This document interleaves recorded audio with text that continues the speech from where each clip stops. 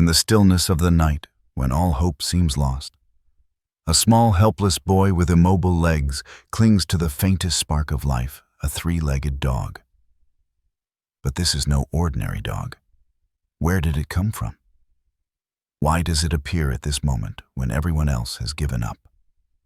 With shaky steps, Alfie begins to walk, not just physically but emotionally, embarking on a journey through the darkness where every move, every step is a battle with his own soul. This is a story of the miraculous bond between a boy and a dog. It's not just a miracle, but a journey through pain, despair, and finding the light at the end of the tunnel. Before we begin this journey, don't forget to subscribe to our channel to receive more touching stories and exciting episodes coming your way. We promise to bring you unforgettable moments. The opening scene begins with a fly cam soaring over the dense, remote forests of Tasmania, slowly narrowing in on a small medical station situated alone in the wilderness. The roof of the building is worn and aged, with the gray sky overhead filled with dark, heavy clouds. The wind howls softly, carrying the chill of this desolate land. The surrounding landscape is swallowed up by a deafening silence. The environment feels oppressive, as if the lives within it are stuck in a time capsule, frozen and untouched by the outside world. The trees, towering and thick, weave together the clouds, drifting lazily by, all painting a picture of isolation, of a world locked in quiet despair. As the flycam gets closer to the medical station, the view changes. Dim yellow lights spill from the windows, and the building stands out in the darkening evening. The harsh contrast of the warm lights against the cold darkness outside adds to the sense of desolation. The medical station, though, intended to offer hope, only heightens the feeling of loneliness that pervades this place. It's a cold, impersonal space where warmth, love, and hope seem to have no place, only the bare existence of those who remain. The camera cuts to Alfie, 5 years old, lying in a hospital bed in a small, sterile room. The dim light filters in from the window, casting faint shadows across his face. His eyes, once full of life, now stare blankly into the distance. There is no response, no movement. His body is still lifeless, as if his soul has long departed, leaving only a fragile shell behind. His legs, bandaged heavily, are hidden beneath thick blankets, the marks of a tragic accident that can never be erased. The stillness of the room reflects the stillness within him. The camera shifts to Ruby, Alfie's mother. She sits beside his bed, her face gaunt with exhaustion. Her eyes are puffy and swollen from nights of sleeplessness. She gazes at her son, the lines of pain etched deeply into her face. Every glance at Alfie deepens the wound in her heart, but she says nothing. There is nothing to say. She sits quietly, tears silently rolling down her cheeks, her hands clutching a wet cloth. There's no one to share her grief with, no one who can understand the weight of her despair. The nurse standing at the door holds a medical file in her hand. She looks at the monitor and then at Dr. Taylor. Dr. Taylor, a middle-aged man with a stern face, used to the reality of unresolvable cases. He shakes his head slowly, walking over to Alfie's bed and checking the monitor. Without a word, he places a hand on Alfie's unresponsive one. He sighs and says, "The boy refuses treatment. It seems he's shut down inside." The nurse, glancing at the screen, adds, "I'm afraid we may have lost him. His mental state is worse than we thought." Dr. Taylor steps back and looks at Alfie for a long moment. There is no response. His body, though alive, seems empty. It is as if Alfie has already given up, and so has the world around him.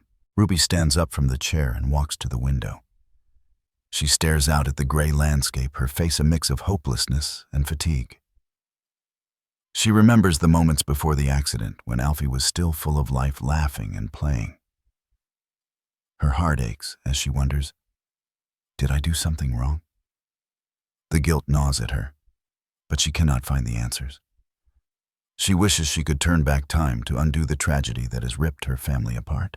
The camera cuts back to Alfie, still lying motionless in bed. His eyes remain vacant, his body a mere shell. The room, too, feels like it has been abandoned, frozen in time. Every corner of the room reflects the feeling of hopelessness. The moments are heavy, as if time itself has stopped here, leaving no room for healing. The conversation between the medical staff and Ruby continues in hushed tones. Dr. Taylor speaks with somber resolve, his voice as cold as the room, offering no solutions. There is nothing anyone can do. The staff too seems resigned to the inevitable. Ruby listens, but it all blurs together. She cannot hear the words. All she hears is the sound of her own heart breaking.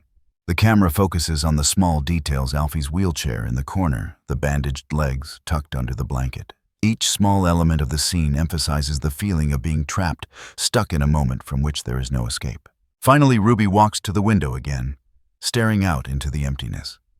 The wind blows softly against the glass, the sound of it rising in the background, as if the earth itself is breathing. But inside there is no life, no light, just the overwhelming silence of despair. She turns back to look at Alfie, her gaze full of sorrow and love. She gently strokes his hair, as if hoping for some sign that he is still with her, that he hasn't slipped away entirely. But there is no response.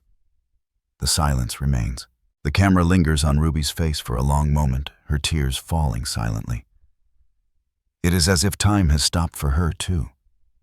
The world outside moves, but inside this room nothing changes. The darkness outside seems to creep in, engulfing them both. The screen fades to black, leaving behind a feeling of suffocating silence, a sense of deep, unspoken sorrow. The last sound we hear is the faint rustling of the wind, carrying the weight of all the unspoken words. The rain had arrived, with a hush. One of those Tasmanian storms that didn't roar, but whispered like a secret meant only for the trees. Thin drops tapped gently against the window pane of Alfie's room, tracing crooked paths down the glass as if the sky itself were mourning alongside his mother. The outside world blurred into a soft watercolor of grays and greens. And somewhere in that washed-out view, something moved. Ruby hunched in the corner chair, wrapped in a blanket. Too thin to keep out the cold, didn't notice it first. She was half asleep, half awake, trapped in that strange place where grief, exhaustion, and hope all mix until they become nothing at all. But Alfie's eyes, hollow as they'd been for weeks, flicked just slightly toward the window. Out there, under the overhang where the rainwater dripped steadily into a broken gutter, lay a dark, hunched figure. A dog. No collar. Soaked. Trembling. Its fur matted and clumped with mud stuck flat against its ribs. One of its hind legs was missing, and the way it lay crooked, vulnerable, half-folded against the wall, spoke not just of pain, but of endurance. The moment hung. It wasn't just a stray dog in the rain. It was something else. Something present. Ruby stirred at the soft scrape of Alfie's bed frame, an imperceptible movement. But she didn't think much of it. Maybe just a twitch. She tucked the blanket tighter around herself and closed her eyes. The next morning, Nurse Karen opened the hallway door and jumped back with a muffled gasp. The dog was lying there again, this time closer, curled up at the base of the window outside Alfie's room. The rain had stopped, but the overcast sky hung low and oppressive. Again, Karen whispered to herself. She called for Terry, the custodian, who stomped down the hallway with a mop in one hand and a half-eaten granola bar in the other. They both stepped outside. "Shoo, go on." "Go on, get." Terry waved his hands at the dog like it was a raccoon caught in the trash. The dog didn't move, just lifted its head slowly. A single brown eye locked with Karen's. It wasn't aggressive. It wasn't afraid either. It just looked. A beat passed. Terry raised his voice again. "I said scram." The dog dragged itself up awkwardly, its 3 legs scrambling in the wet gravel. It turned, limped a few steps, then stopped, looked back once, then vanished into the tree line. But the next day, it returned. The same spot, the same silence, and this time Alfie was already watching through the window. Ruby caught the flicker of movement in her son's gaze. Subtle, barely there, but real. She walked to the window and looked out. The dog was there again, soaked from a new wave of drizzle. "We need to call animal control," she murmured to the nurse. But the words felt wrong in her mouth, like something sacred would be broken if they acted. That evening, when the staff gathered for rounds, the dog came back once more, this time not stopping at the window. It limped up the front steps, crossed the empty lobby, made its way down the hallway, each step a struggle, each pause as though it were listening to something none of them could hear. The staff froze. Dr. Taylor stepped out from the staff room and blinked in disbelief. Where the hell did that come from? Karen tried to usher the dog out with a clipboard, but it weaved past her gently and made its way to Alfie's room. The door was slightly ajar. Alfie sat upright for the first time in weeks, propped on one arm. His eyes were wide, focused. The dog stopped at the threshold. Didn't enter. Just stood there, chest heaving, the wetness from its coat dripping onto the linoleum floor. Alfie stared. Everyone held their breath. Then, without warning, the boy's lips parted. A whisper, barely audible. "Don't give up." Ruby blinked. "Alfie?" He looked at her, dazed. "It told me," he said softly. "It said, don't give up." Nobody spoke. Ruby dropped to her knees beside the bed, tears flooding her eyes, before she even realized they'd come. She reached for his hand, trembling. Dr. Taylor took a tentative step forward. Did he just? Karen nodded, unable to find her voice. The dog turned slowly and limped away, back down the hall. It didn't look back. That night, Ruby couldn't sleep. She stayed up watching her son, heart racing, mind full. The rain tapped gently against the roof again, a softer storm this time, as if the world itself were holding its breath. Alfie twitched in his sleep, whispered again. It said not to quit. Ruby leaned close, pressing her forehead to his. For the first time in weeks, there was something different in the room. Not just air and silence, but presence, a shift, a breath of life. The next morning, when the staff gathered outside Alfie's room, they found him propped up slightly in bed, awake, waiting. His first words to the nurse, "Where's the dog?" And though no one could answer, everyone knew something had changed. Outside, under the same window, the three-legged dog lay once more. Eyes closed. Not sleeping, just resting. Waiting. The third morning after the dog's arrival, something shifted. The staff didn't notice it at first. Another gray dawn, another slow routine. The kind of monotony that had wrapped the medical station in stillness for months. But inside room 4, just past the scuffed hallway, a miracle was preparing to stir. Ruby had fallen asleep again in the chair by Alfie's bed, her head resting awkwardly against the side rail, hand still lightly touching her son's wrist. There was a peacefulness to her exhaustion, but also that same brittle fragility that had lived in her since the accident, an emotional shell that threatened to crack at any moment. Outside the room, the hallway buzzed faintly with carts and murmured reports. Nurses carried trays of morning meds, doctors skimmed charts with tired eyes. But inside room 4, Alfie moved, not dramatically, not all at once. It began with the smallest of signals. His right index finger twitched, then again. A minute later, his hand curled slightly into a shaky fist, then relaxed. Across the room, the three-legged dog lay near the base of the window, his back to the door, his gaze unwavering, locked on Alfie. Ruby stirred, blinking into the morning light just as Alfie raised his head a fraction of an inch off the pillow. The boy's neck trembled with effort, his chin wobbling. His eyes, more alert than they'd been in weeks, tracked slowly toward the silent figure on the floor. Then for the first time, his voice cut the stillness. "Mama!" Ruby shot upright, her breath caught. She stared at him in disbelief. "Alfie." He looked at her, then past her, his eyes fixed on the dog. "He's watching me." Tears sprang into Ruby's eyes. Not the quiet kind she had grown used to, the ones that slid out numbly in the night. These were different, raw, alive. She clutched the bed rail, her lips trembling. You're awake. You're really awake." Alfie's eyes flicked back to her, then down to his arms. "I want to sit up," he whispered. "I want him to see me." Ruby covered her mouth, a sob escaping as she called for help. Dr. Taylor arrived within minutes, followed by Nurse Karen. They entered to find Ruby cradling her son's hand, whispering to him, like she'd forgotten how words even worked. He spoke, she told them breathlessly. He moved. He wants to sit up. Karen blinked at the dog still lying perfectly still across the room. "And he's been here the whole time." Ruby nodded, wiping her eyes. "Hasn't left since that first night." Dr. Taylor approached Alfie, gently scanning his vitals, glancing at the movement in his fingers. "Do you want to try, Alfie? We can raise the bed." Alfie didn't hesitate. "Yes, please." As the electric bed whirred to life, tilting slowly upward, the dog, whom the staff had begun calling Trip, lifted his head for the first time in hours. His ears didn't perk up, his tail didn't wag. He just watched, still, focused, as if bearing witness was his only duty. The bed clicked into place.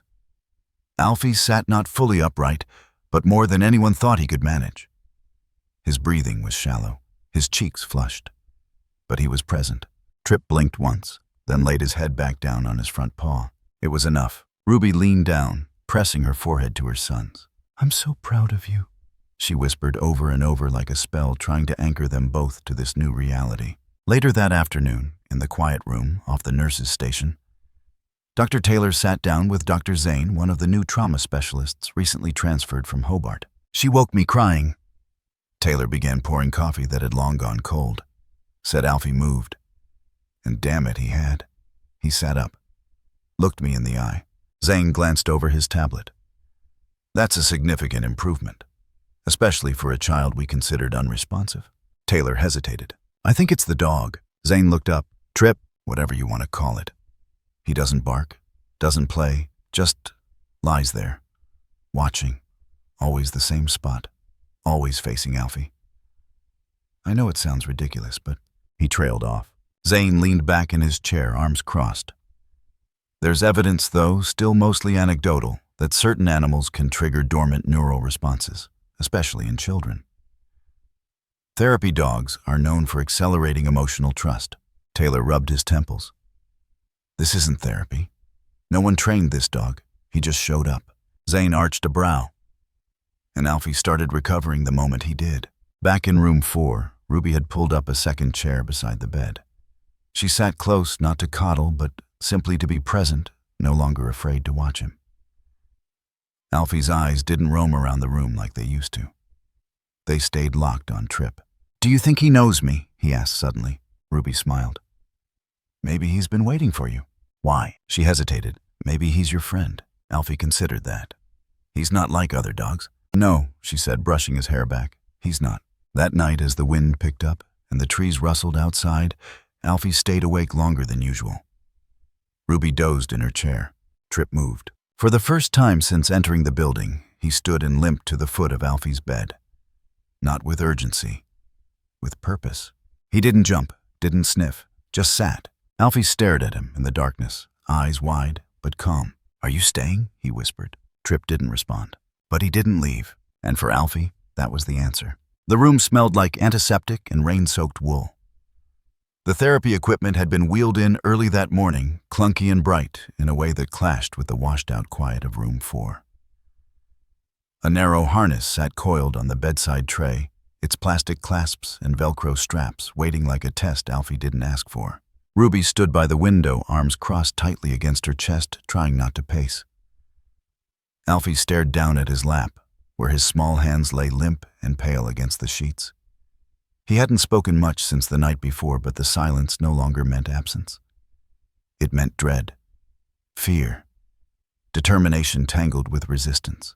Trip lay curled in his usual place at the foot of the bed. His good foreleg tucked beneath him, his one back leg stretched slightly to the side, his breathing steady. He watched, always watched. Dr. Taylor stepped into the room with Nurse Karen beside him, carrying the small mobility harness in her hands.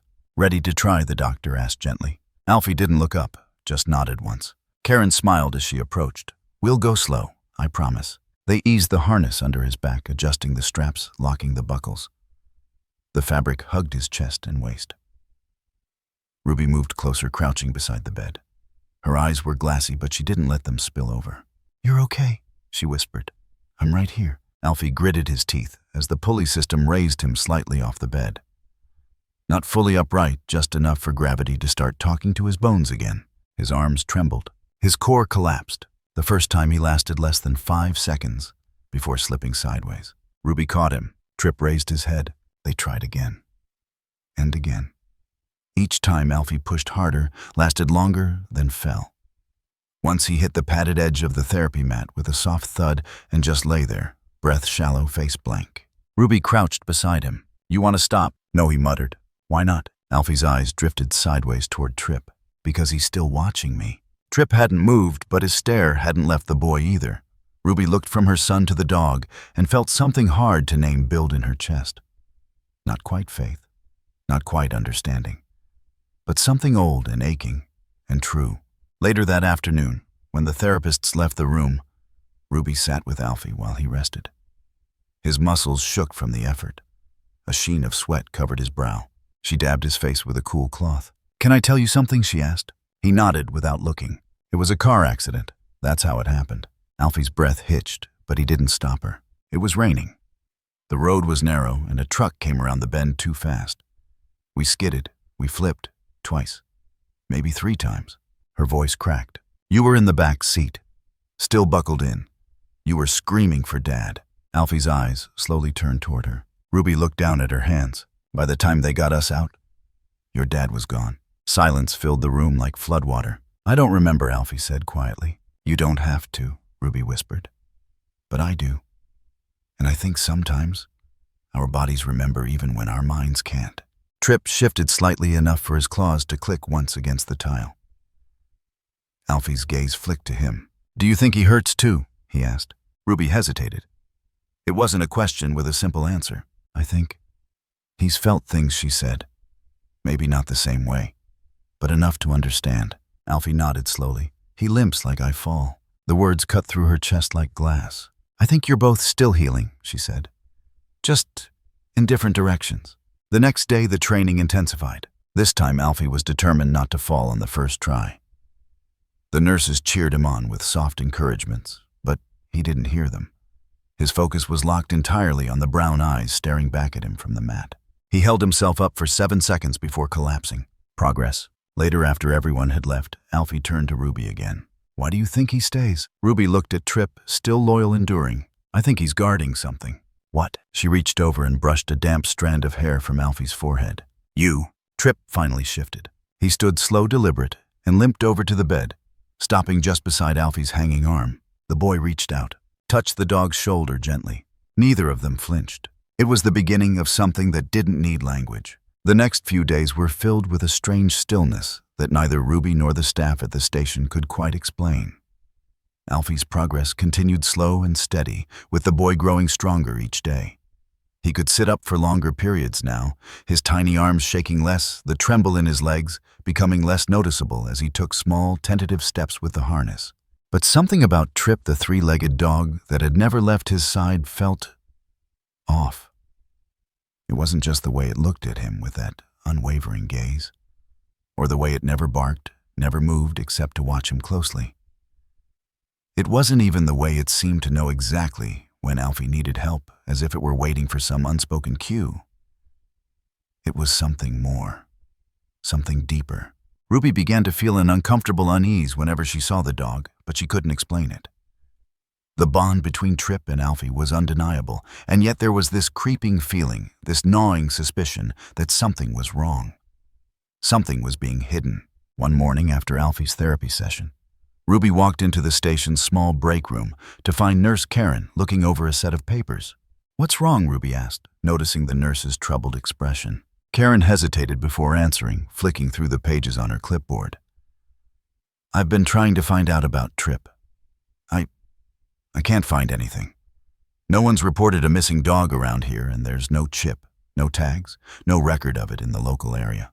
Ruby's heart skipped. "So it just showed up." "Pretty much. It's as if it's been here forever, but it hasn't. It's odd, Ruby. No one's seen it before." The words settled in Ruby's stomach like stones. Tripp had no past, no history, no one claimed him, no one knew where he came from. Later that day, when Ruby sat with Dr. Taylor, she tried to ask more questions. "Do you think it's strange that we don't know anything about Tripp?" "It just feels like he's always been here." Dr. Taylor gave a tight smile. "Ruby, you've seen how he helps Alfie, how much progress Alfie's making. You're overthinking this. It's just a dog, a stray, nothing more." Ruby pressed her lips together, unconvinced. The way Tripp was always at Alfie's side, always watching, almost too watchful, wasn't normal. She could feel it deep inside her. There was something more to this dog. That evening, while the rest of the station settled into its usual quiet, Ruby went outside. The wind had died down, and the air was cold, but still. The rain had stopped, but the clouds still loomed dark and heavy. She took a deep breath, watching the shadows stretch long across the gravel path in front of the station. She looked towards the dense woods that surrounded the station on all sides. The trees seemed to shift even in the stillness of the evening. She could almost hear the whispers of the wind threading through the branches. It was then that she saw Trip standing at the edge of the tree line. It wasn't the first time he had been there, but tonight it felt different. The dog wasn't moving. He wasn't looking at her like he usually did, as if waiting for her to come near. He just stood still, facing into the woods. Ruby's heart thudded in her chest. She stepped forward, her footsteps soft against the dirt, trying not to make a sound. She moved closer, unsure why she was so drawn to him. Unsure why she couldn't shake the feeling that something important was about to happen.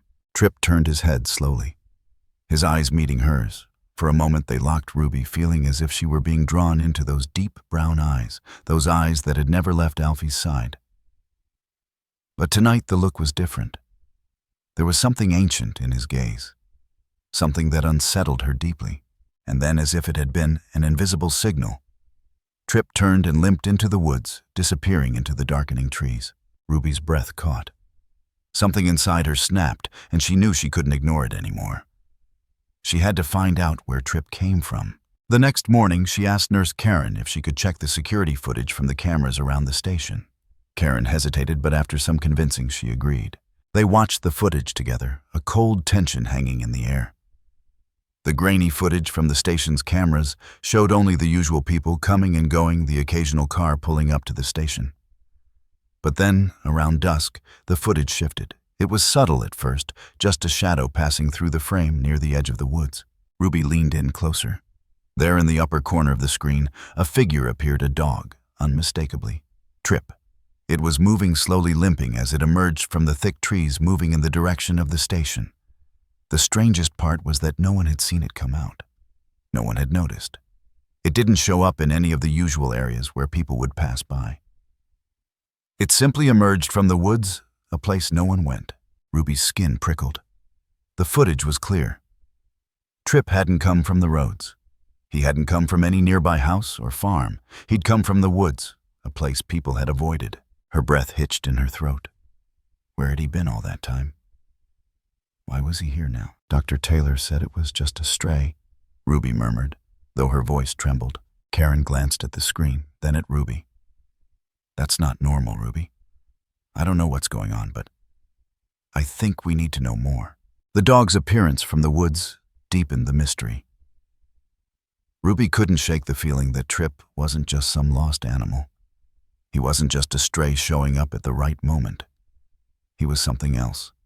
Something tied to the land, to the stories she had heard from the locals. She went back to the small diner in town later that afternoon, trying to focus on the ordinary, the steady hum of life around her. But she couldn't shake the feeling. Something had been pulling at her for days. She had to find out more. And then, while sipping her coffee, the old man, the one who often sat in the corner booth, leaned toward her. His weathered face was serious, quiet. He looked around before speaking in a hushed tone.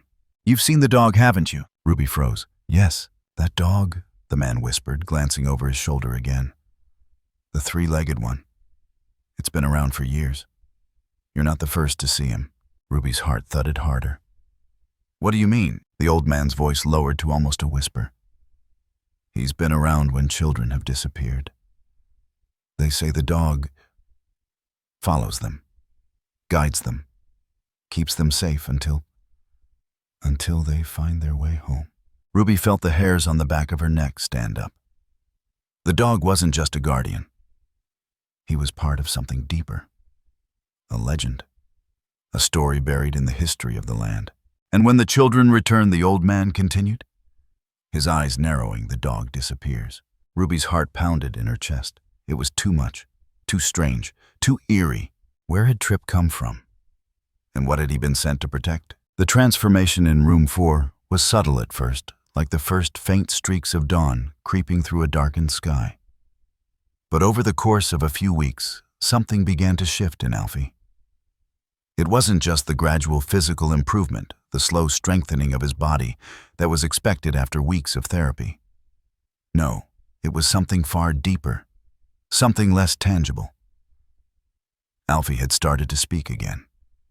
Slowly at first, his voice faint, almost hesitant. But as the days wore on, it became clearer, stronger. One afternoon, as Ruby sat beside his bed, Alfie looked up at her with those eyes that had once been so empty, so lost. "Mom," he whispered, almost as though the words had been sitting on his tongue for too long, waiting to be said.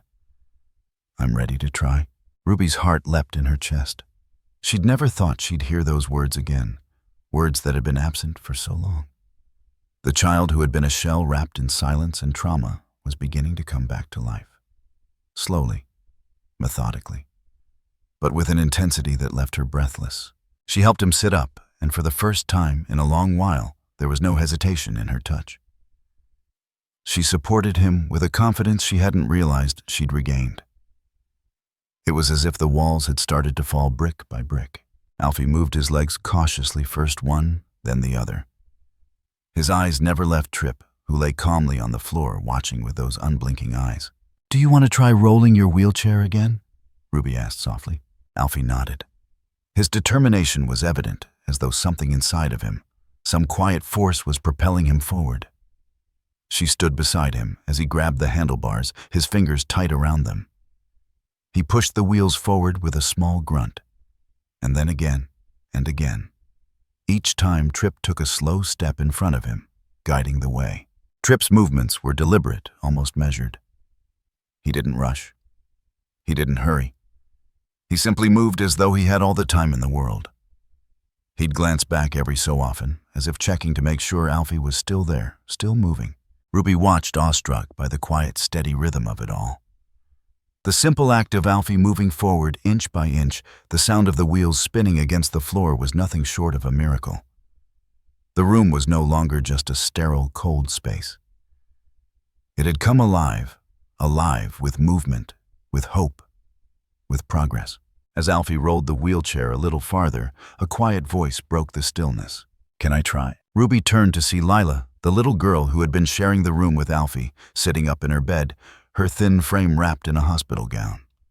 She looked at Alfie with wide, eager eyes. "I want to try too. I want to have a dog like that."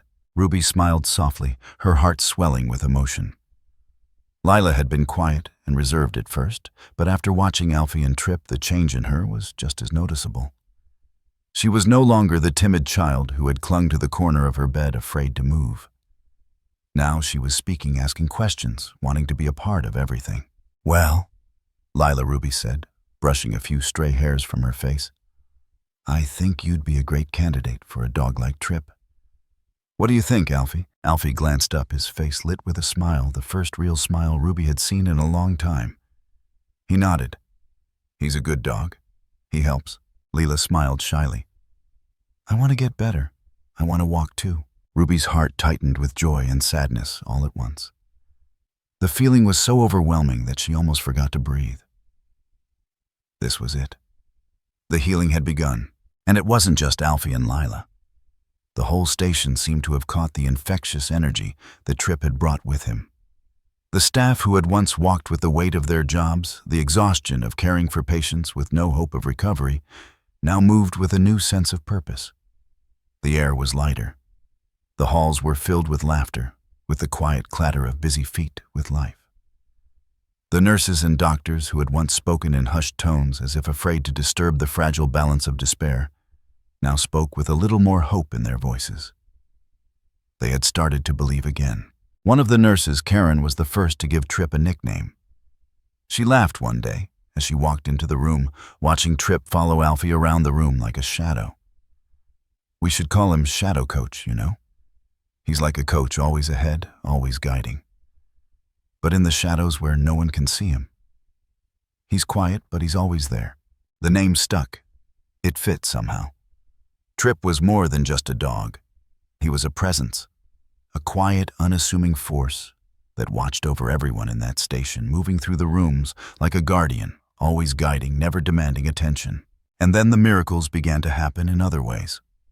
Alfie started to talk to the nurses, to the staff, asking questions, offering observations about his day. He started eating more.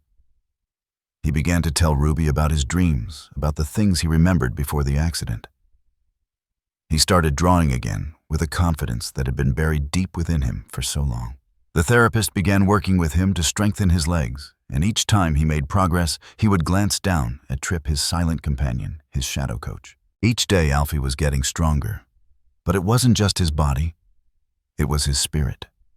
Trip wasn't just teaching him to walk again, he was teaching him how to live again.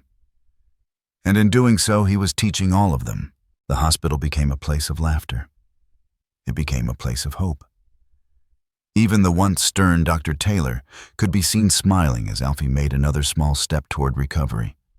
The walls, which had once felt so cold and impersonal, now seemed filled with warmth and possibility. And Ruby began to believe again, too. She had seen the worst of what life could throw at a person, and now, for the first time in a long while, she was seeing the best. Alfie's progress was no longer just about his recovery. It was about everyone's recovery, about the lives that were touched by this one small dog who had appeared from nowhere, bringing light to a place that had been dark for far too long. And somewhere deep in the woods, Trip lingered, waiting for his next call to guide. It was a restless night. The wind howled through the trees outside the medical station, and the rain beat against the windows in a steady rhythm. Inside room 4, Alfie lay in his bed, his small body tangled in the sheets. He had been asleep for hours, but there was something off about the stillness, something too quiet. The room seemed heavier than usual, as if the weight of the night had settled into every corner, pressing down on him, on all of them. Ruby sat beside him, her hand gently resting on his arm, watching him closely. The steady rise and fall of his chest gave her comfort.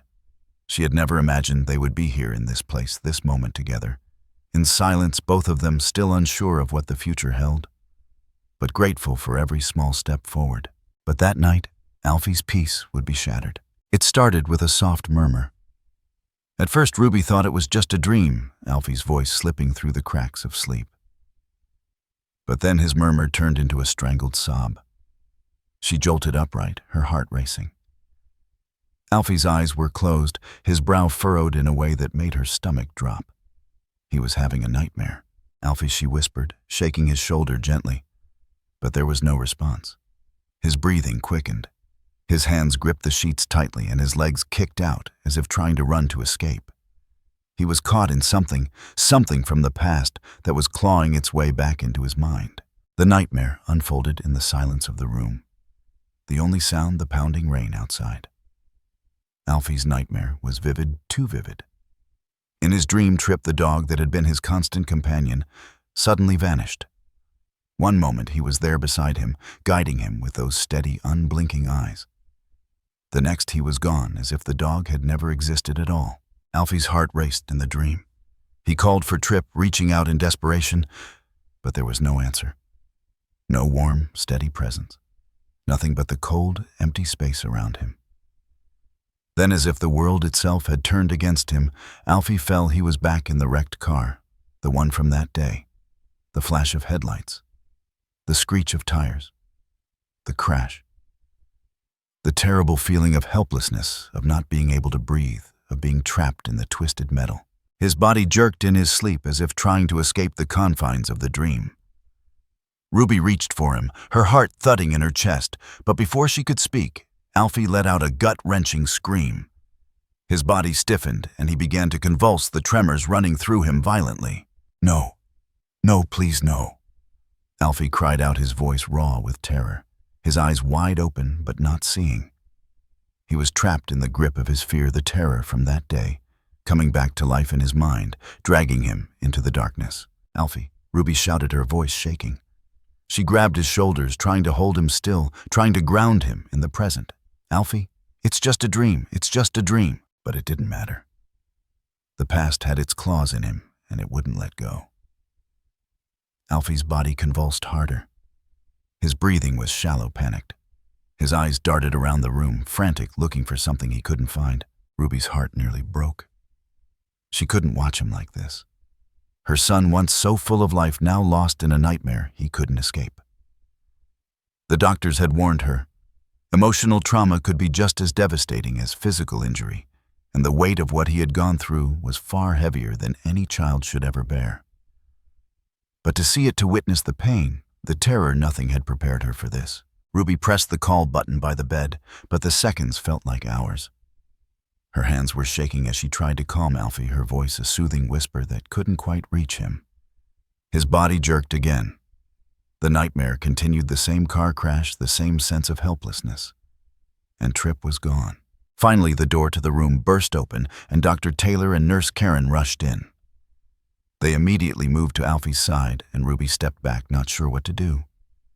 She felt helpless, caught between her role as a mother and her need to trust the people around her to help her son. Dr. Taylor moved quickly, checking Alfie's pulse, his vitals, his breathing. His face was tense, his expression serious. He's having a panic attack. This is more than just a nightmare. Alfie's body had stopped jerking, but he was still trembling, gasping for air. His eyes were wide and unseeing, his mind still trapped in the terror of the past. Ruby reached for him again, but this time she could barely hold back her own tears. "Alfie," she whispered, her voice breaking. "Alfie, please come back to me. You're safe now." The doctor looked up at her, his expression soft but grave. "Ruby, this is a critical moment. His emotional trauma is too much. His body can't handle it. We need to sedate him, or it will overwhelm his system. This kind of reaction, it's a response to extreme stress." Ruby nodded, even as her heart twisted. She knew he was right. They needed to calm him down. She couldn't keep watching him suffer like this. But a part of her, a deep, aching part, didn't want to let go. She didn't want him to be sedated, to be numbed, to lose the connection they had fought so hard to rebuild. "Just give him a moment," she pleaded, but her voice was small, unsure. Dr. Taylor hesitated, then nodded. "I'll give you a few minutes, but if he doesn't stabilize, we'll have to act fast." Ruby stayed with him, her hand resting gently on his arm. The minutes passed in agonizing silence. Alfie's breathing slowly began to steady, and the tremors subsided. But his eyes remained wide, distant, as if he were still caught in the web of his own mind. It was hours before Alfie finally fell back into a restless sleep, and Ruby sat beside him, too afraid to close her eyes. She had to stay vigilant, to stay present. Her son was slipping away again, and she couldn't bear to lose him to this. The next 2 days were a blur of hospital rooms, meetings with doctors, and endless moments of waiting. During that time, Tripp disappeared. No one saw him leave. He simply wasn't there anymore. Ruby searched the grounds herself, walking every inch of the property, calling his name into the wind. But there was no sign of him. No paw prints in the mud. No rustling in the trees. The dog was gone. The feeling in Ruby's chest, this gnawing, suffocating fear, began to grow. Why had Tripp disappeared? What was happening to them? Was this some sort of sign? Was the dog truly here to help, or had he come for some other purpose entirely? 2 days without Tripp felt like a lifetime. The station felt emptier somehow, as if the air itself had grown heavier. Ruby tried to keep her focus on Alfie, but the uncertainty about the dog, about what had happened, was too much. She couldn't shake the feeling that they were on the brink of something they didn't understand, something they couldn't control, and so she waited. Waited for the answers to come. The morning broke with an unusual heaviness, the sky a dull shade of gray, the kind that spoke of rain without promise. Ruby had just finished helping Alfie with his morning exercises when the sound of footsteps in the hallway caught her attention. It wasn't the usual shuffle of nurses or the busy bustle of medical staff. It was something different, more deliberate, more serious. The door to room 4 swung open, and there, standing in the doorway, was a veterinarian in a uniform. Her face set with a sternness that immediately sent a shiver down Ruby's spine. The woman didn't look like someone who was here for good news. Behind her stood a man from the local animal control carrying a clipboard, looking equally grave. "We need to take the dog," the veterinarian said, her voice quiet but unyielding. "There's a directive from the authorities. It's an unlicensed animal, no known owner, no microchip, no records. We can't allow it to stay here." Ruby felt a wave of nausea crash over her. "What are you talking about?" she demanded, her voice shaking with disbelief. "You can't just take him. He's not a stray." The veterinarian took a step forward. "We have no choice. The dog's presence here without proper documentation poses a risk. It could be carrying disease and we can't. No. Ruby's voice broke as she stepped between the veterinarian and Trip, who was lying quietly near the bed, his 3 legs tucked beneath him, watching them. No one is taking him. He's not a danger to anyone. The words felt like they were coming from a place deep inside her, a place she hadn't realized existed until now. The protective maternal instinct that had been buried beneath the layers of grief, the fear of losing Alfie, now surged to the surface. Trip was not just a dog. He was a lifeline. He had been the key to bringing Alfie back to life. He was the reason Alfie was standing at all, trying to walk again, trying to move forward. Alfie, who had been sitting on the edge of his bed, suddenly shifted. His legs shook with the effort, but for the first time, he stood, his small body balancing precariously on the crutches that had been by his side since his accident. His face was set, his brow furrowed in determination as he moved slowly, carefully between the veterinarian and Trip. His small hands gripped the crutches tightly, but his eyes, those eyes that had been so empty for so long, were now full of fire. He spoke in a clear, steady voice, his words surprising everyone in the room. "You're not taking him." The silence that followed was deafening. Ruby's heart stopped in her chest as she looked at Alfie. Her son standing not just physically but emotionally. He was standing for Trip, for the dog who had helped him find his way back. His legs trembled under the strain, but his resolve was unshakable. The veterinarian blinked, taken aback by the sight of the boy who had been bedridden only weeks ago. But she didn't back down.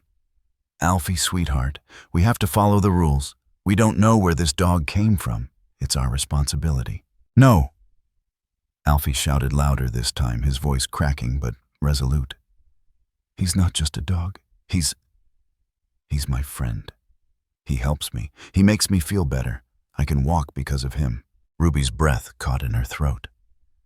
The sight of her son standing defending Trip with a strength she had never seen before shattered something inside her. This wasn't just a child's love for an animal. It was something deeper. Something far more sacred. Trip wasn't just a companion. He was the reason Alfie was alive, was healing. Ruby stepped forward, her voice rising with an intensity that surprised even her. "You don't understand. You don't understand what he's done for my son. He's not some stray. He's not a disease. He's the reason Alfie is standing right now. You want to take him? You'll have to take me too." The veterinarian recoiled slightly, unsure of how to proceed. But the man from animal control stepped forward, his eyes hardening. "We don't have time for this. We'll be taking the dog now. It's a legal matter." Ruby's heart hammered in her chest, her vision narrowing as the weight of the situation threatened to overwhelm her. She couldn't let them take him. She couldn't lose Trip, not when he had become the very reason Alfie was fighting to live, to walk, to heal. "Please," Ruby begged, her voice now shaking with emotion. "Please don't take him. We don't have anyone else. Trip is all we have." The room was thick with tension. Alfie was still standing, his small frame shaking his crutches, the only thing keeping him upright. The man from animal control looked uncertain, glancing at the veterinarian. She met his gaze, then turned back to Ruby and Alfie, her expression softening slightly. "I know this is hard," the veterinarian said, her tone changing, though she didn't back down entirely. "But we have procedures. We can't make exceptions." The dog's origin. Before she could finish, Dr. Taylor stepped into the room, his face tight, his presence commanding. He had been quietly watching from the doorway, waiting for the right moment to intervene. He didn't waste time with pleasantries. "If we don't know where the dog came from, then perhaps we shouldn't limit where it can go," he said, his voice firm, unwavering. "If this dog is truly helping this boy, if it is helping him heal not just physically but emotionally, then I will not sign any paperwork that would force you to take it." The veterinarian faltered. She glanced at the man from animal control, who looked at Dr. Taylor for a moment, then nodded reluctantly. It was clear they weren't going to get the signatures they needed to remove Trip.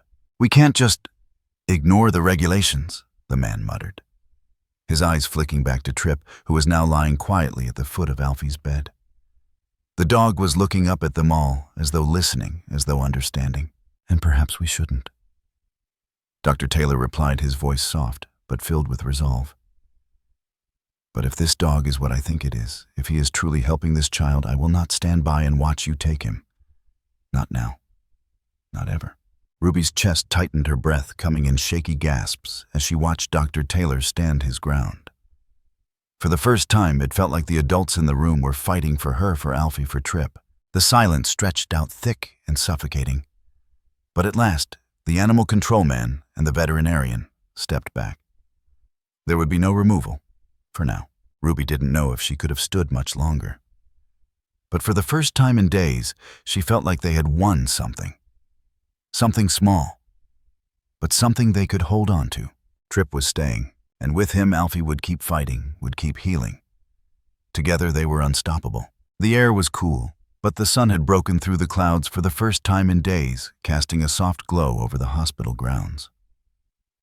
Ruby stood at the edge of the small courtyard, her heart fluttering in her chest as she watched Alfie. It had been weeks since they'd begun his physical therapy, and while he had made progress, today was different. Today, Alfie was standing without help, with only a crutch to support his weight, his body still trembling with effort.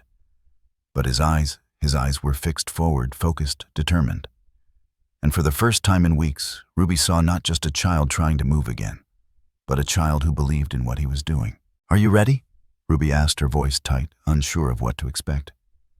She stood beside him, her hand hovering just inches away from his back in case he faltered. But she didn't touch him. Not yet. Alfie nodded, his small lips curving into a smile that felt like a promise. His hands tightened around the crutch handles.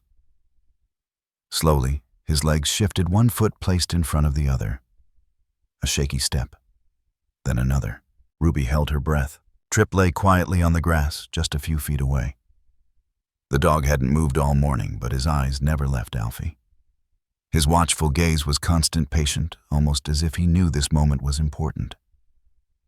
And when Alfie took his third step, the dog's eyes, those deep, steady eyes, softened. The boy wobbled slightly, his knees buckling as the weight of his own body shifted.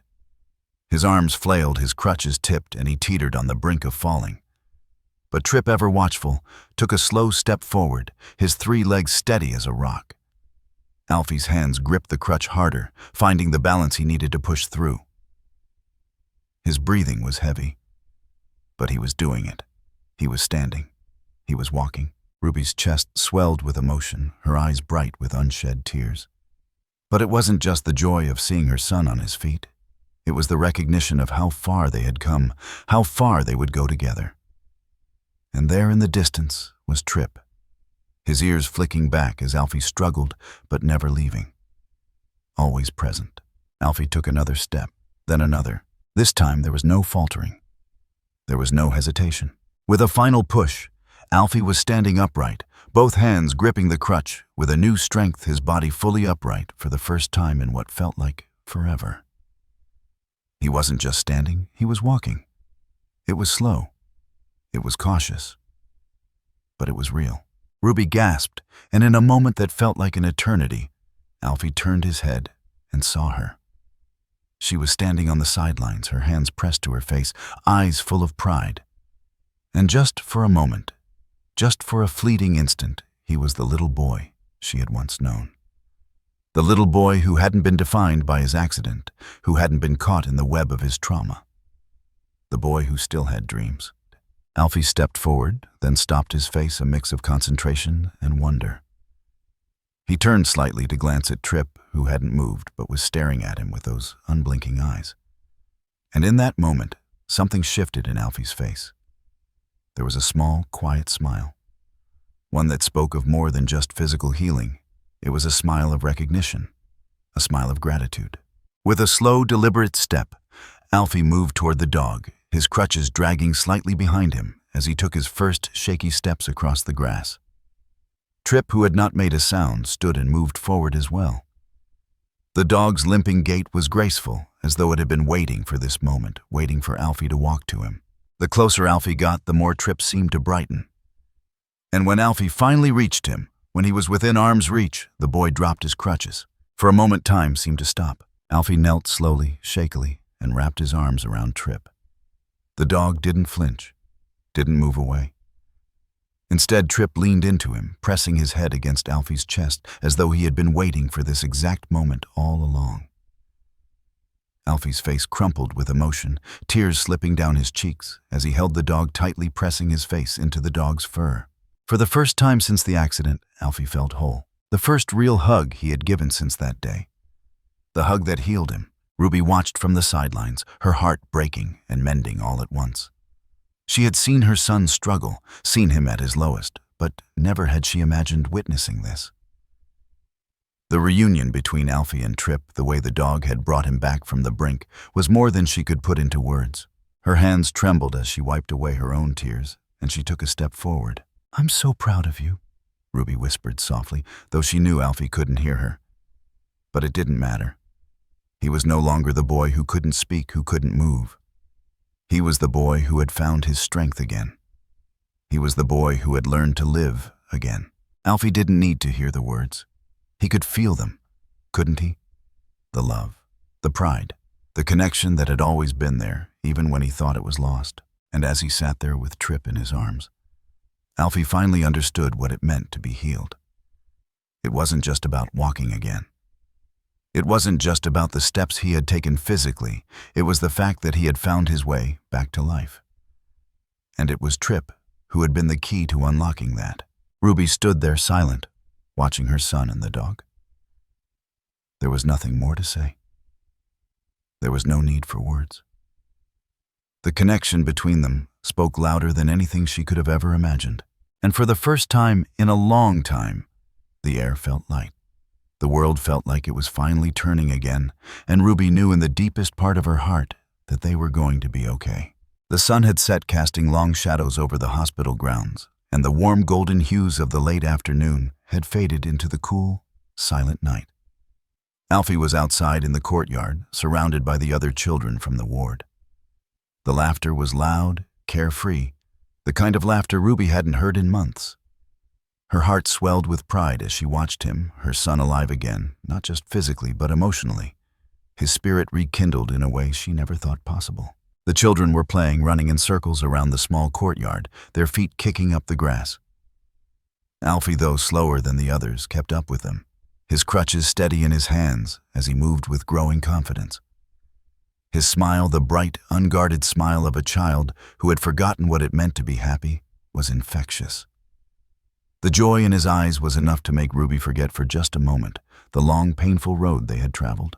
And yet, despite the happiness in the air, there was an odd stillness in Trip's posture. The dog, ever watchful, was lying at the edge of the courtyard, his ears perked and his eyes following Alfie's every move. He didn't join in the fun, didn't move toward the children as he usually would. Instead, he simply sat watching, as though he knew something Ruby couldn't yet understand. Ruby walked closer to the edge of the courtyard where Trip lay. The dog's gaze met hers, and for the briefest moment, she felt a silent exchange pass between them. A strange understanding, an unspoken communication that went beyond words. Trip had been there for them when they needed him most, but now it seemed as if he were waiting for something she couldn't quite place. Alfie ran past laughing, and Trip's eyes followed him, but the dog did not move. He didn't get up, didn't walk toward the boy like he usually did, as if sensing that the time had come for him to leave. That night, Ruby sat beside Alfie watching as he drifted off to sleep. It had been a good day, full of progress, full of hope. But there was something nagging at Ruby, a quiet whisper in the back of her mind. What if Trip was leaving? What if tonight was the last night? The house was still.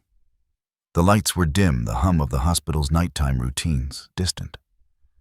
As the hours stretched on, Ruby found herself staring at the empty space beside Alfie's bed. She glanced out the window, her heart pounding with a feeling she couldn't shake. Something was wrong. Something was changing. Then in the dead of night, the security camera footage captured a subtle but significant moment. Trip walked down the hallway, his 3 legs moving steadily, almost purposefully. He passed the quiet rooms and the sterile white walls. His head held low, his gaze directed straight ahead. As he moved, he reached the end of the hall, the door to Alfie's room just ahead. He paused. Tripp's gaze lingered on the door for a moment, as though taking one last look at the place where he had found his purpose, where he had given everything he had to heal the broken boy. The dog stood there still for a beat that stretched too long, as though the weight of the moment was too much for him to bear. Then, with a soft sigh, Tripp turned his back to the door, his back to Alfie, and with a slow, deliberate movement, he disappeared into the darkness of the night. The camera caught the last of him, Tripp's silhouette, moving toward the outside door, out of the building and into the night. Out of the hospital, out of their lives. Ruby's heart clenched, a deep, aching void opening inside her. She hadn't heard him leave, hadn't seen him slip away. But the footage there, it was as clear as day. Tripp was leaving. She had always known deep down that this moment would come, but she hadn't prepared for the finality of it. Tripp was a guide, a healer, a bridge between the worlds, and now his work was done. The next morning, Ruby awoke to the stillness of the room. Alfie was still asleep beside her, his chest rising and falling, with the peaceful breath of a child who had found his way back from the brink. She watched him for a moment, feeling that familiar rush of love and pride. But even as she looked at him, she knew something was missing.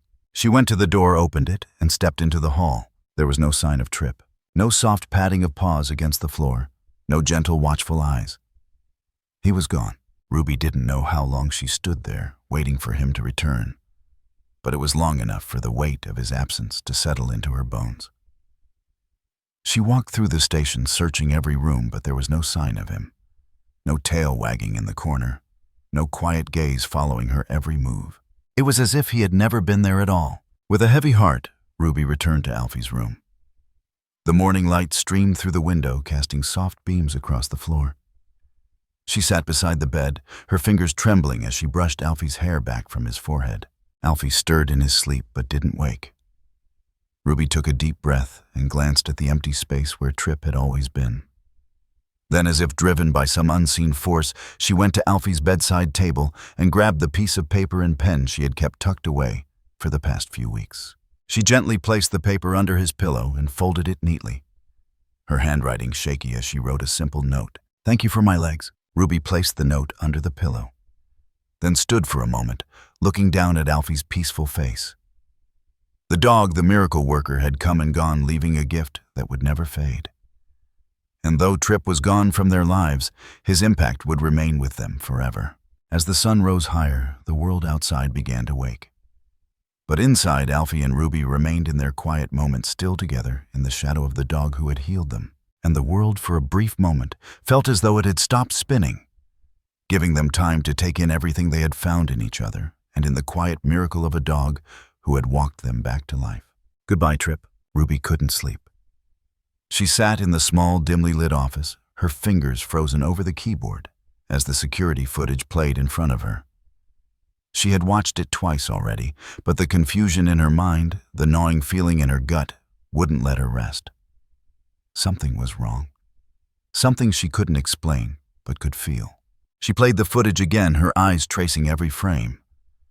It was as clear as it had been the first time Tripp had never entered the building. The first video showed him wandering near the hospital grounds, slowly moving through the trees, but there was no record of him entering the building. There were no signs, no clues as to how he had gotten inside to help Alfie in the first place. The footage was blank. The only thing the cameras had caught was the moment Tripp had left a single shot of the dog slipping out the door into the cold night. But that wasn't possible, Ruby thought. How could Tripp not have been recorded entering? He had been with them every step of the way. He had never left Alfie's side, not for a second. The clicking of the keyboard echoed through the office as Ruby pulled up the older footage, searching for anything out of place. Nothing. She scrolled through endless hours of video, but still there was no sign of Tripp entering the building. The footage was consistent, clear, orderly, logical. But all of it felt like a lie. How had Tripp been there without anyone seeing him come in? It didn't make sense. The answers that had been so clear to her? Tripp had appeared when Alfie needed him most, had been there every day. Every hour now felt like they were dissolving, evaporating into the air. Ruby felt a creeping unease crawl up her spine, a chill that had nothing to do with the temperature in the room. She had known deep down that there was more to Trip than met the eye. But now what had once seemed like a miracle, the dog's mysterious arrival and sudden intense bond with Alfie, was beginning to feel like something else. Something that didn't fit. She slammed the lid of the laptop shut, frustrated and more than a little scared. The sense that something was being hidden, something was just out of reach, gnawed at her. She needed answers, the truth. But where to find it? That's when she remembered. Nurse Thompson, the oldest nurse at the station, had been there longer than anyone. She had seen it all, watched children come and go, watched lives change and end. Ruby remembered the way she had spoken about the old legends, about how she could almost speak of the hospital's history as though it were a living thing, as though she had witnessed it all. Maybe, just maybe, she could shed some light on the strange disappearance of Trip. Ruby found her in the break room the next morning, sitting by the window staring out into the rain-soaked yard. The older woman had a faraway look in her eyes, a kind of wisdom and weariness that came from years of service. "Nurse Thompson," Ruby started carefully, "I've been thinking about something, about Trip. She hesitated, unsure of how to approach the subject. Nurse Thompson turned toward her slowly, as if she'd been waiting for Ruby to ask. She didn't say anything at first, just studied Ruby's face with those old knowing eyes. "You know about Trip, don't you?" Ruby asked softly, almost in a whisper. The words felt too big to say out loud, but they were already hanging in the air between them. Nurse Thompson didn't answer immediately. Instead, she reached for her cup of tea, taking a slow sip, then set it down. Her face softened, as though remembering something distant, something long buried. "There's a story," Nurse Thompson said slowly, as if testing the weight of the words. "A story that's been passed down from one generation of nurses to the next. We don't speak of it often, because no one really wants to know the truth. It's too unsettling." Ruby leaned forward, her heart pounding. "What do you mean?" The nurse sighed and looked out the window, her fingers tapping on the edge of the table. "In 1986, a little boy disappeared in the woods right around here. They searched for him for days, weeks even, but he was never found. They found his tracks leading into the forest, and then just as suddenly, they disappeared. No sign of him. Just gone." Ruby felt the hair on the back of her neck stand up. "And the strangest part," Nurse Thompson continued, her voice lowering, "was that after the search ended, after everyone gave up, the dog appeared. A three-legged dog just like the one you've seen. He showed up at the hospital one day, just like that, out of nowhere." Ruby's breath caught in her throat. "What happened to him?" The nurse looked directly at Ruby, her eyes tired but sharp. "The dog stayed. He never left.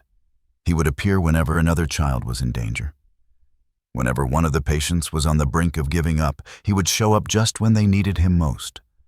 And then when the child recovered, when they found their way, again, he would disappear.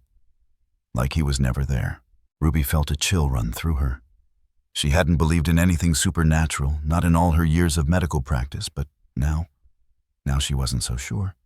"But why 3 legs?" Ruby asked, her voice barely a whisper. Nurse Thompson's eyes darkened. "Maybe it's part of the story, part of the cycle. He's not just any dog. He's something else, something beyond our understanding. Some of us think he's a spirit sent to guide the lost, to help those who are ready to give up, but we don't ask too many questions. Because once you do, you might find answers you don't want." Ruby felt a cold shiver run down her spine. Trip. The dog that had come from nowhere. The dog who had saved Alfie. Could he really be something more? Was he some sort of guardian sent to help the lost souls find their way again? Ruby wanted to argue. She wanted to say it was all just a coincidence, that it didn't make sense. But as the nurse's words echoed in her mind, she couldn't deny the truth she had been trying to ignore. Trip had been there when Alfie needed him most. He had been there when no one else could help. And now, he was gone, without a trace. Just like the boy in the woods, all those years ago. "The people around here," Nurse Thompson said softly, as if reading Ruby's mind, "they say that Trip is a spirit, a soul who appears when a child is ready to give up. But the truth is, he's not here to stay. When his work is done, when he's guided the lost ones back, he leaves. Just like that. Ruby sat in stunned silence, the weight of the story settling over her like a fog. It didn't make sense. It shouldn't make sense. But somehow it did. Trip had come when Alfie was at his lowest, when Ruby had feared for his life. And now, when Alfie was standing walking again, Trip had disappeared. Just like the other children in the stories, the ones who had found their way only to let go of the past. Ruby took a deep breath, standing up slowly. The truth was out there. But maybe some truths weren't meant to be understood. Maybe some things, like the healing power of love, the bond between a boy and a dog, were meant to remain a mystery. And maybe, just maybe, Trip was exactly what Alfie needed to find his way back. Ruby walked back to Alfie's room, the weight of Nurse Thompson's words heavy in her heart. Trip had given Alfie his legs back. And in doing so, he had given them both something more important than any answer. They had found their way home. The room was modest, converted from an old barn on the outskirts of town. But the warmth inside made it feel like the heart of something larger than itself. Painted on the wall in bold yet imperfect brushstrokes was a name that had come to mean everything to Ruby and her son. Last legs, below it, a hand-painted symbol. The silhouette of a child walking beside a three-legged dog. The logo was simple, but every line carried history, pain, and triumph. Ruby stood just inside the entrance, watching as the first group of children arrived. Some were in wheelchairs, others walked with braces or crutches. A few were carried by parents whose eyes looked both hopeful and afraid. People who knew too well what it meant to stand at the edge of despair and not know which way to fall. It had been nearly a year since Trip disappeared, and not a day went by that Ruby didn't think about him. But instead of grief, she felt something deeper now. Gratitude. Without Trip, there would have been no Alfie to share this moment. No story to tell, no place like this to offer the kind of hope so often lost in sterile hospital walls. Alfie was sitting on a low stool near the therapy mats, his crutches leaned neatly against the wall. He had grown taller, stronger. His hair had darkened a bit, his posture more assured. But his eyes, those wide, knowing eyes, still held the same depth as the boy who once whispered from a hospital bed. "He's watching me." Now, it was Alfie's turn to become the eyes watching others. The boy who had once wanted to give up was now the quiet center of something far bigger. The first child to roll forward was a boy named Milo, 8 years old, born with a degenerative muscle condition. His voice was soft, uncertain. "Is it really true?" Milo asked. "You couldn't walk before?" Alfie nodded. "I couldn't even sit up, not after the accident." Milo's eyes widened. "But you're walking now." "I had help," Alfie said. The room fell into a hush as he reached into the satchel beside him and pulled out a small photo. It was worn at the corners, clearly touched 100 times. He handed it to Milo. In the photo, a three-legged dog with weathered fur and fierce, kind eyes sat beside a younger Alfie in a wheelchair. No captions, no date. Just the image, still quiet and undeniable. "He stayed by my bed every day," Alfie said, voice steady but soft. "He didn't bark. He didn't play. He just stayed. Watched me. Waited." The children leaned in, mesmerized. "What happened to him?" a girl named Evie whispered. Her voice had the kind of tremble that came from carrying too many questions. Alfie paused. He looked down at the photo, then back at the children in front of him. "He left when I could walk again. I woke up and he was gone. But before that, when I had my worst night, I had this dream. I was in the car again, the one that crashed. I couldn't get out.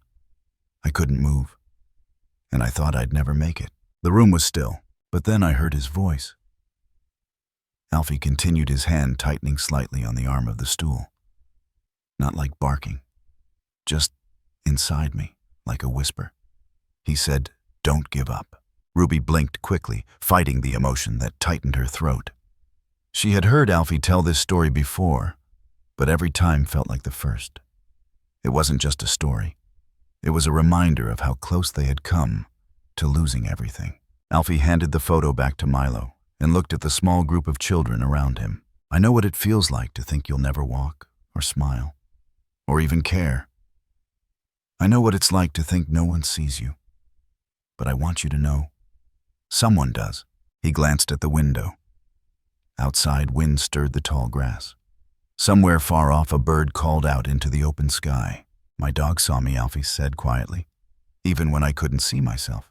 There was a pause. Then he smiled. Not a performance, not for pity or praise, just a small, warm smile full of something weightless and real. And now, he said, it's our turn. The children looked at him puzzled. Alfie stood up.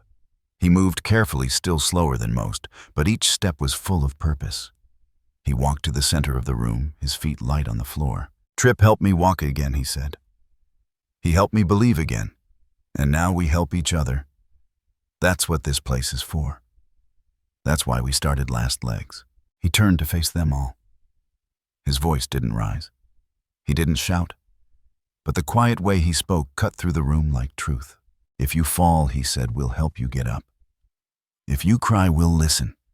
If you forget how to believe in yourself, we'll believe for you. Until you remember. He knelt down beside Milo, who looked close to tears. You're not alone, Alfie said. Milo nodded. In the back of the room, one of the newer nurses wiped her cheek. Ruby stepped forward, finally placing her hand gently on her son's shoulder. You were the first, she whispered. Now look what you've started. Alfie looked up at her, then turned to the children again. I still hear him sometimes, he said. When things get hard. When I want to quit. He touched his chest over his heart. He still says it. Everyone waited. Then Alfie whispered so softly it made some of the children lean in to catch it. Don't give up. The silence that followed wasn't empty. It was full of belief, of memory, of promises made and now passed on. And then one by one the children began their therapy. Slowly, cautiously, but differently now. They had someone watching them, even if it wasn't from this world. The night settled in, heavy and soft, a quiet kind of peace that seemed to cradle the hospital like a blanket. The lights in the ward dimmed, and the usual sounds of murmured voices and the soft beeping of machines became background noise, fading into the distance. It was the kind of stillness that marked the end of a long day, when the world seemed to pause and let the souls inside rest. In room 4, a new child had arrived. Another patient joining the slowly expanding family that Ruby had come to know and love over the months. This little girl was different, though. Her name was Lily, and she was quiet, almost unnervingly so. She had the fragile, unsure look of someone who had been through far too much for someone so small. Her eyes were wide with uncertainty, filled with a kind of fear Ruby had come to recognize. Lily didn't speak when Ruby entered to introduce herself. She didn't look up. Her small hands were folded tightly in her lap, her gaze glued to the floor. Her body curled in on itself like she was trying to make herself disappear. The room, once full of light and energy, felt different now. The air seemed to grow thicker around Lily, as if the weight of her own silence was heavy enough to fill the space. Ruby knew that look. She had seen it in Alfie too, the night he had arrived at the hospital, broken and closed off, unsure if there was any point in trying anymore. She had watched him grow, watched the walls around him crumble, watched the boy he once was return to her little by little as he found his way back to the light. But Lily wasn't there yet, not even close. That night, after everyone had settled into their respective rooms and the hospital grew quiet, Ruby went in to check on Alfie. She found him on his bed, propped up on his crutches, staring out the window. Hey, bud, she said softly, leaning against the doorframe. How are you feeling? Alfie didn't look at her right away. His focus was on the darkening world outside the window. But when he finally turned to her, his eyes were full of something soft. I'm good, he said. I was thinking about her. He nodded towards the window. Lily. Ruby's heart ached at the understanding in his voice. Even after all they'd been through, he still had room for someone else's pain, someone else's fear. She's going to be okay, Ruby said, walking over to sit beside him. We'll help her. We've all been there. Alfie nodded, but didn't speak. His eyes flicked back to the window, his gaze shifting with something unspoken in the air. For a moment, Ruby followed his line of sight, but saw nothing but the shadowy outline of the trees swaying gently in the night breeze. And then she caught it. Out of the corner of her eye, just past the window, something moved. A shape. A shadow. At first she thought it was just the wind, the reflection of the trees swaying under the moonlight. But then she saw it again, a flash of movement, subtle but steady. A dog emerging from the dark forest that bordered the hospital grounds. Ruby blinked, her heart stopping for just a second. The silhouette was unmistakable. The dog had 3 legs just like Trip. Alfie followed her gaze and froze. His hand dropped from the windowsill and his eyes widened with recognition. "Mom," he whispered, his voice small but full of wonder. Is it him?" Ruby swallowed the air thick in her chest. She didn't know how to explain it. She didn't have the words. All she could do was watch as the dog moved silently through the trees and towards the hospital, his movements slow but deliberate. There was no doubt in her mind that this wasn't just any dog. This wasn't another stray. This was Trip, or perhaps a part of him sent in a way she couldn't explain. She watched as the 3-legged dog slowly approached the window, his eyes glowing softly in the moonlight, his fur illuminated by the faint glow of the night. He stopped in front of the glass, not moving, just watching. Alfie sat up, the crutches forgotten by his side. His face was full of wonder, his lips trembling, but his eyes locked onto the dog in the same way they had that first night when Trip had appeared to him out of nowhere. He reached out toward the window, his hands shaking. He's here," Alfie whispered, almost as if speaking to himself. Ruby watched, her own heart fluttering in her chest. She could hardly breathe. The dog outside didn't move. He sat steady and still, looking in at them through the window. It wasn't just a coincidence. It was Trip, or a version of him, perhaps.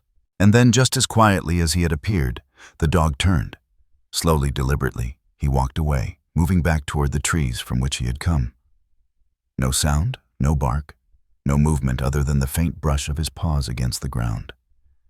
He disappeared into the forest, his figure swallowed by the night. Ruby stayed frozen in place, unable to speak. She turned to Alfie, who was still staring out the window, a faint smile playing on his lips. He didn't say anything. He didn't need to. They both knew. Some things didn't need explanations.